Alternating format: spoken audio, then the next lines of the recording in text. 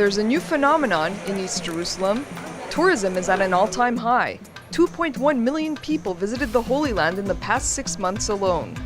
And the hotels in East Jerusalem are packed not only with Christian visitors, but also with Muslims coming from the Far East and the Middle East.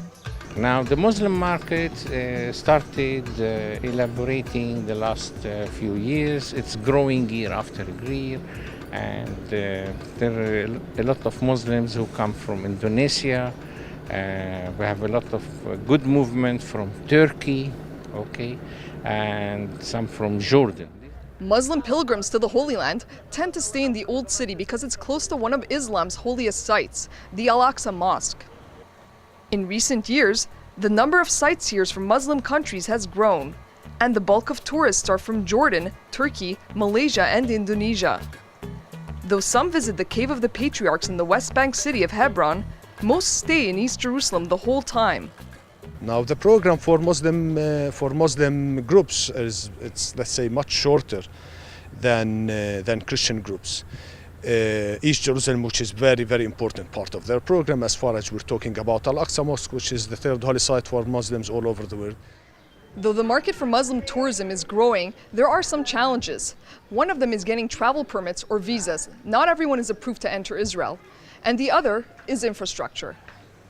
We need more cleaning services on the street, more pedestrian streets. We do pay taxes, and of course we expect to get the same level of services that are offered, whether in West Jerusalem or in Herzliya or Tel Aviv. The Muslim market is not the only one that's expanding. Christians still top the list of tourists to the Holy Land, visiting sites linked to Jesus' life, like the Garden of Gethsemane. Jesus lives. Now I've been coming here since 1980. I've been here several times. But visiting East Jerusalem still remains a sensitive political decision for some, especially those from Muslim countries. Neither Indonesia nor Malaysia officially recognize the State of Israel, which might explain why many tourists we saw were reluctant to speak about their visit on camera. Some of the Arab, they don't want to come to here because, under the law of Israel, until it will be Palestine here, they refuse to come here. Politics aside, travel industry experts argue the number one issue in East Jerusalem is space, or rather, the lack of space. There's also a noticeable lack of rooms in Jerusalem in general, and specifically here in East Jerusalem.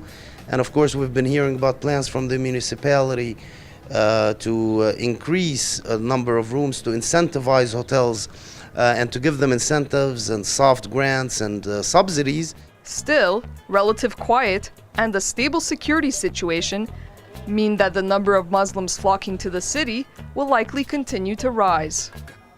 From East Jerusalem, Maya Margit for the Media Line.